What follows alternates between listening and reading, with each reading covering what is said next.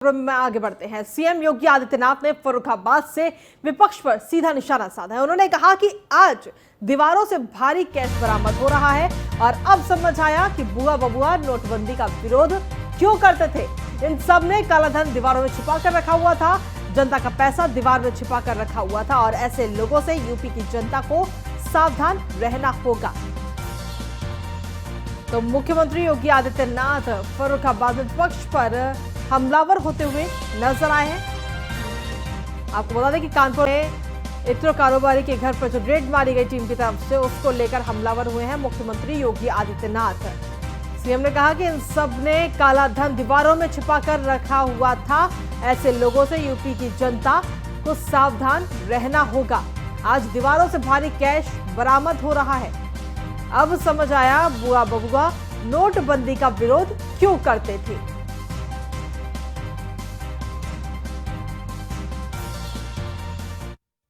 बबुआ क्यों नोटबंदी का विरोध करता था, अब समझ में आया ना। बबुआ नोटबंदी का विरोध क्यों करता था, क्योंकि ये नोट गरीबों का पैसा और विकास का पैसा जो आपके जनपद में उपयोगी होता, लोक कल्याण का कारक बनता, उस पैसे को ये लोग हड़प गए थे, छुपा रहे थे। आज उस पैसे को हम लोग फिर से निकाल रहे हैं और फिर उसको विकास के कार्यों में। वहीं फर्रुखाबाद में सीएम योगी ने कांग्रेस पर हमलावर होते हुए नजर आए। पिछली सरकार में हिंदुओं पर झूठे केस दर्ज किए गए, ऐसा कहना है मुख्यमंत्री योगी आदित्यनाथ का। मालेगांव के लिए हिंदुओं से माफी मांगे कांग्रेस। मालेगांव ब्लास्ट में हिंदुओं को फंसाने की साजिश हुई है। तो मुख्यमंत्री योगी आदित्यनाथ सिर्फ सपा और बसपा पर नहीं बल्कि कांग्रेस पर भी इस दौरान हमलावर होते हुए नजर आए। हालांकि कांग्रेस पर मालेगांव ब्लास्ट को लेकर के हमलावर हुए हैं मुख्यमंत्री योगी आदित्यनाथ। सीएम ने कहा कि मालेगांव ब्लास्ट में हिंदुओं को फंसाने की साजिश हुई है और हिंदुओं से माफी मांगे कांग्रेस।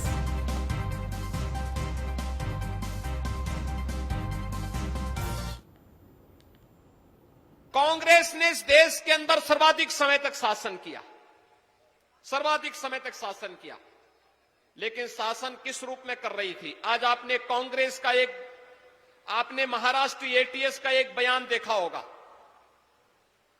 उस समय कैसे भारतीय जनता पार्टी के कार्यकर्ताओं को, नेताओं को, राष्ट्रीय स्वयंसेवक संघ के नेताओं को, हिंदू नेताओं को कैसे लोग झूठे मुकदमों में फंसाने का कार्य कर रहे थे। आपने मालेगांव विस्फोट के मामले में देखा होगा। कांग्रेस की शरारत देश के खिलाफ एक अपराध है और कांग्रेस के लोगों को इसके लिए माफी मांगनी चाहिए देश की जनता से। आतंकवादियों को प्रेरित और पोषित करने वाली ये कांग्रेस देश के साथ कैसे खिलवाड़ कर रही है, ये किसी से छुपा हुआ नहीं है। पहले जब सत्ता में थे तब उन आतंकियों को प्रेरित और प्रोत्साहित करते थे और हिंदू संगठनों पर झूठे मुकदमे दर्ज करते थे। और आज जब सत्ता के बाहर हैं तो हर उस कार्य का विरोध करते हैं जो कार्य जनता के हित के लिए हो। कांग्रेस ने और अगली बड़ी खबर की ओर रुख कर लेते हैं। कानपुर में डीजीजीआई छापे से जुड़े इस वक्त की बड़ी जानकारी मिल रही है। रेड में बरामद कैश को डीजीजीआई ने टर्नओवर माना है। कानपुर वाले घर से बरामद हुए थे 177 करोड़ रुपए। कोर्ट में दाखिल किए गए दस्तावेज में इसकी पुष्टि हुई। पीयूष जैन को जमा करने होंगे अब 52 करोड़ रुपए। टैक्स, पेनल्टी, ब्याज मिलाकर 52 करोड़ रुपए अब पीयूष जैन को जमा करने होंगे। तो इसकी बड़ी जानकारी आपको दे रहे हैं। कानपुर वाले घर से 177 करोड़ रुपए बरामद हुए थे डीजीजीआई की टीम को।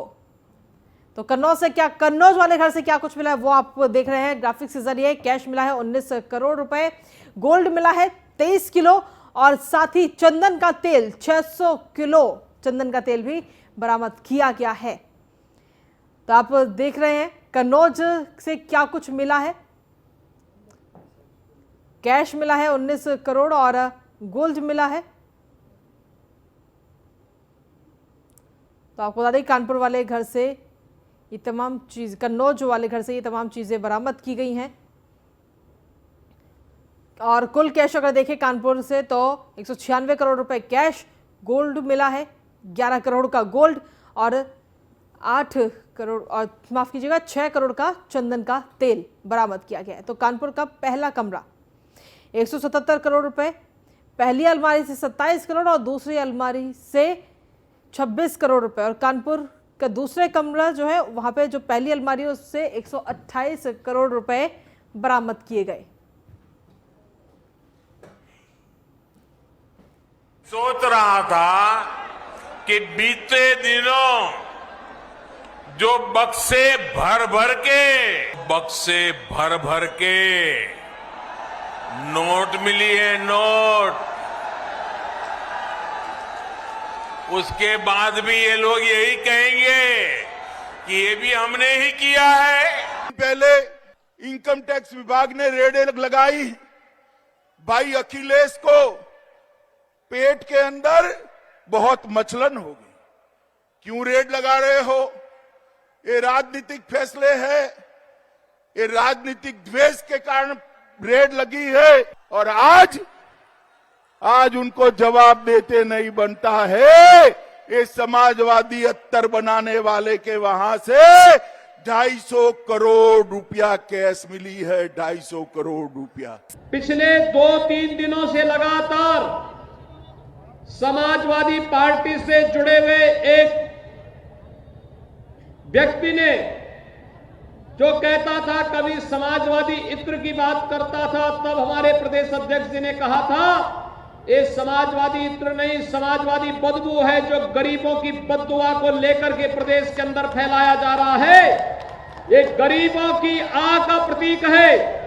किसी गरीब को मकान से, किसी गरीब को अन्न से, किसी गरीब को शासन के अन्य योजनाओं से वंचित करके जो पैसा इन्होंने लूट करके रखा था, आज दीवालों से कैसे निकल रहा है, इसका प्रमाण आज आप देख रहे होंगे। ये मुख्यमंत्री उत्तर प्रदेश के जो कह रहे हैं कि कानपुर में जो पैसा निकला है वो कहीं न कहीं समाजवादियों से या इत्र बनाने वाले कारोबारी से रिश्ता जुड़ता है, इससे बड़ा झूठ मुख्यमंत्री कोई बोल नहीं सकते। जो मुख्यमंत्री और खबर में आगे बढ़ते हुए बात करते हैं अब कानपुर की, जहां पर आज से आम यात्रियों के लिए मेट्रो अब शुरू हो चुकी है, जिसका न्यूनतम किराया 10 रुपए से लेकर अधिकतम किराया 30 रुपए रखा गया है और एक टिकट 2 घंटे तक मान्य रहेगा। फिलहाल कानपुर मेट्रो की सेवा सुबह 6 बजे से रात 10 बजे तक मिलेगी।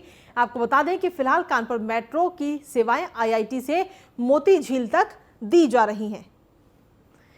आपको बता दें कि इस कानपुर मेट्रो का उद्घाटन कल प्रधानमंत्री नरेंद्र मोदी ने किया था और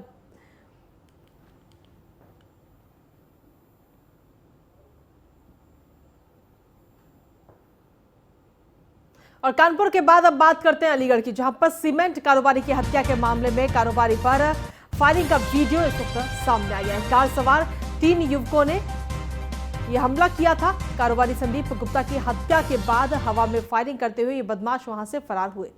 आपको बता दें कि घटना का CCTV फुटेज इस वक्त वायरल हुआ है और पुलिस को कार कल ही मिल गई थी।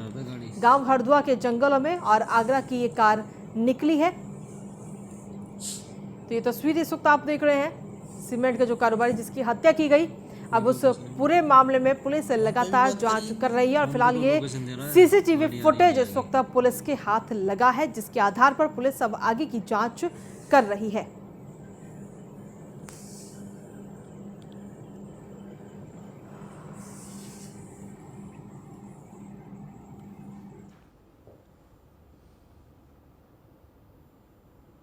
और अलीगढ़ के बाद अब बात करेंगे बिजनौर के, जहां पर बदमाशों के हौसले इस वक्त लगातार बुलंद हैं। बदमाशों से बिजनौर पुलिस सुरक्षित नहीं है। कांस्टेबल से इंसास राइफल लेकर बदमाश फरार हुए हैं। थाना अफजलगढ़ में तैनात है ये कांस्टेबल ललित कुमार और दोनों बदमाश पुलिसकर्मियों से मारपीट करते हुए इस वीडियो में नजर आ रहे हैं। थाना अफजलगढ़ का ये पूरा मामला इस वक्त सामने आया बिजनौर का, जहां पर 2 बदमाशों ने पहले तो पुलिसकर्मी से राइफल छीनने की कोशिश की और जब पुलिसकर्मी ने इसका विरोध किया, कांस्टेबल ने इसका विरोध किया तो उसके साथ मारपीट करी और उसके बाद में इंसास लेकर फरार हो गए दोनों बदमाश।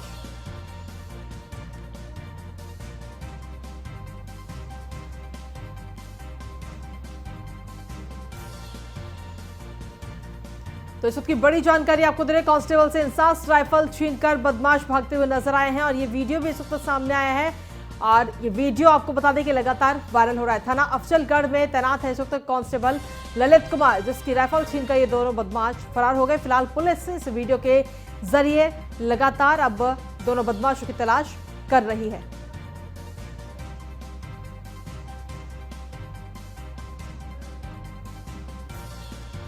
तो अब इस वक्त बड़ी जानकारी आपको दे रहे हैं बिजनौर से, जहां पर बदमाशों के हौसले इस वक्त लगातार बुलंद हैं और बदमाशों से सुरक्षित जनता तो छोड़िए, पुलिस भी इस वक्त सुरक्षित नहीं है और बदमाशों के अंदर कोई भी खौफ, कोई भी डर पुलिस का अब नहीं नजर आता है। बिजनौर के अंदर थाना अफजलगढ़ में तैनात है ये कांस्टेबल ललित कुमार, जिसकी इंसास राइफल छीनकर ये दोनों बदमाश फरार हो गए और जब इसका विरोध कांस्टेबल ने किया तो उसके साथ मारपीट भी की। और इस तस्वीरों में आप देख सकते हैं, ये वीडियो इस वक्त सामने आया है, वायरल वीडियो है जो कि सोशल मीडिया पर लगातार वायरल भी हो रहा है। और ये तस्वीरें आप देख रहे हैं, किसी तरह कांस्टेबल जो है वहां से जान बचाकर से निकला।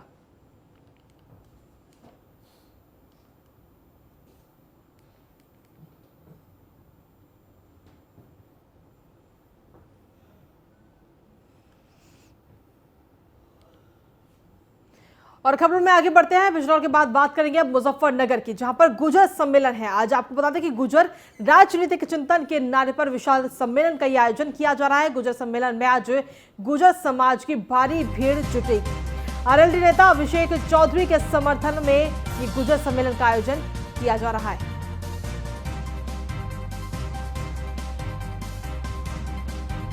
खबरों में आगे बढ़ते हैं, बात करते हैं मुजफ्फरनगर की, जहां पर आज गुजर सम्मेलन आज होने वाला है और गुजर राजनीतिक चिंतन के नारे पर यह विशाल सम्मेलन का आज आयोजन है। आपको बता दें कि गुजर सम्मेलन में आज गुजर समाज की भारी भीड़ जुटती हुई नजर आएगी। आरएलडी नेता अभिषेक चौधरी के समर्थन में ये गुजर सम्मेलन का आयोजन किया जा रहा है। खतौली विधानसभा से गुजर समाज के टिकट की मांग की गई है। खतौली के एक फार्म हाउस में इसका सम्मेलन का आयोजन आज किया जा रहा है और ये तस्वीरें भी आप देख रहे हैं। मुजफ्फरनगर में आज गुजर सम्मेलन है और गुजर राजनीतिक चिंतन के नारे पर विशाल सम्मेलन का ये आयोजन आज किया जा रहा है। आरएलडी नेता अभिषेक चौधरी के समर्थन में गुजरों का ये सम्मेलन है।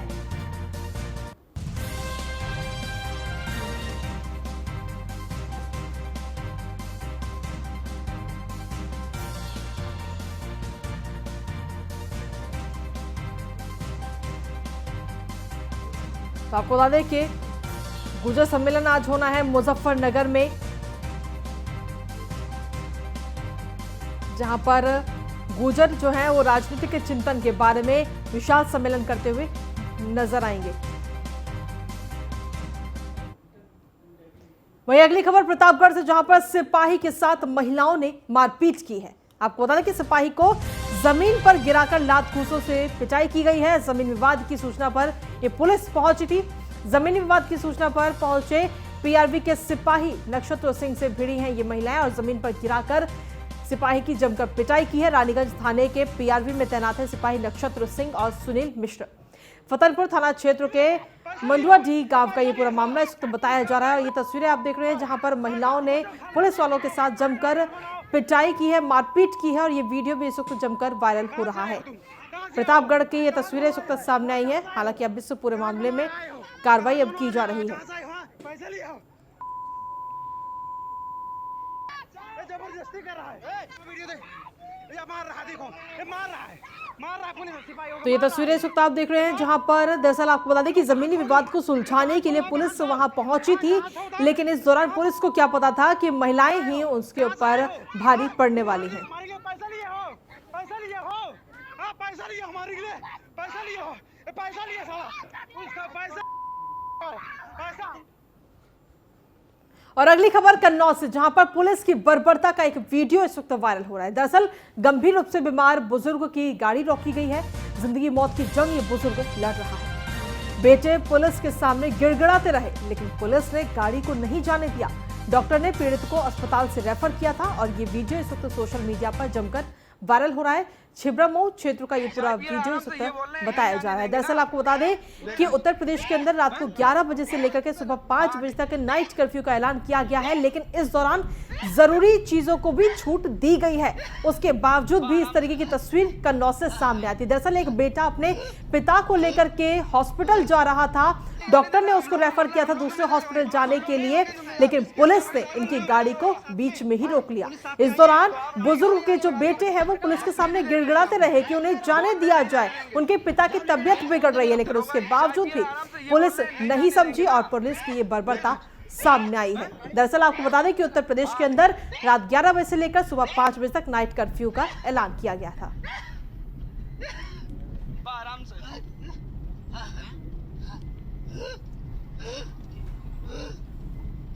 हम लोगों को बोल रहा है, हम लोग जिम्मेदार होंगे, हम लोग नहीं होंगे जिम्मेदार।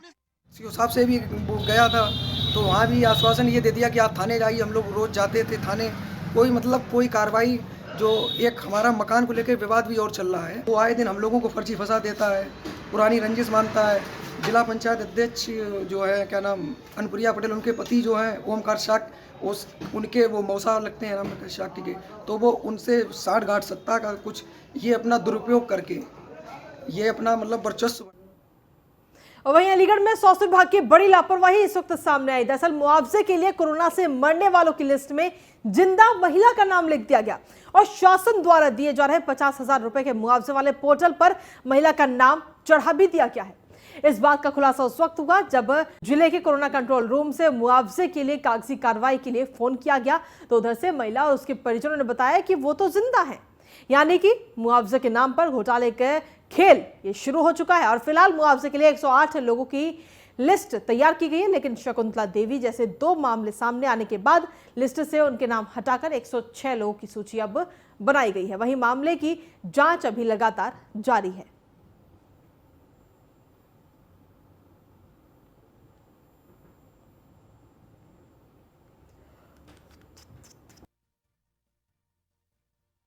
ये तो इसीलिए आ रही हैं कि मतलब कैसी तबीयत खराब रही थी, क्या हुआ था, तो पॉजिटिव तो आया ही था वो। अब उसके बाद हम एडमिट हो गए उसमें, जीवन ज्योति हॉस्पिटल है, अब उसमें एडमिट हो गए। तब उसमें 8 दिन रहे थे, 10 दिन के बाद छुट्टी हुई थी वहाँ से। अब उसके बाद फिर घर पे भी दवा गोली चलती रही। अब उसके बाद ये फ़ोन भी आ रहे हैं कहीं से।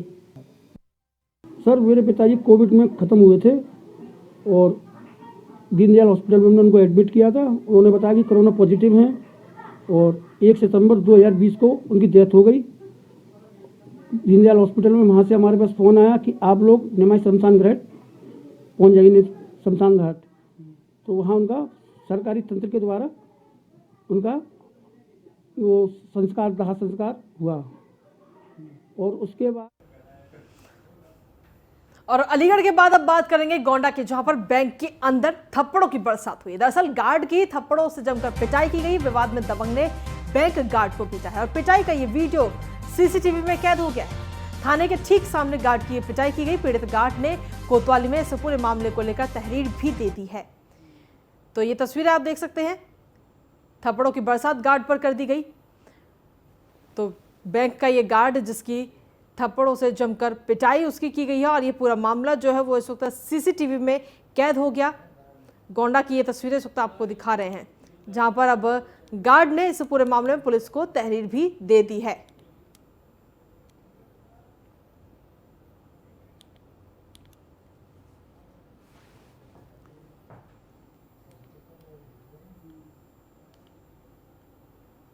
और खबरों में आगे बढ़ते हैं, बात करते हैं उत्तराखंड के नैनीताल की, जहां पर कालाढूंगी में कैबिनेट मंत्री भगत की अध्यक्षता में श्रम निर्माण में पंजीकृत मजदूरों के लिए कार्यक्रम का आयोजन किया गया, जिसमें मजदूरों को कई जरूरी सामान दिए गए। पंजीकृत मजदूरों को साइकिल, कंबल, सोलर लालटेन, सिलाई मशीन, छाता, सैनिटरी पैड, भवन एवं अन्य सनिर्माण कामगार बोर्ड की ओर से दिया गया है। इस कार्यक्रम के दौरान 500 मजदूरों को सामान दिए गए। पोर्टल के जरिए CSC केंद्र के माध्यम से असंगठित क्षेत्र के मजदूर अपना पंजीकरण करा सकते हैं।